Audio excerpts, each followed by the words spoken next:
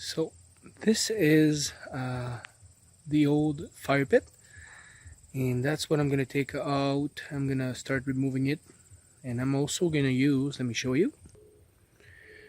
This is a stainless steel washer drum, which I'm gonna use for my inner part of it, but it's gonna be poured into concrete.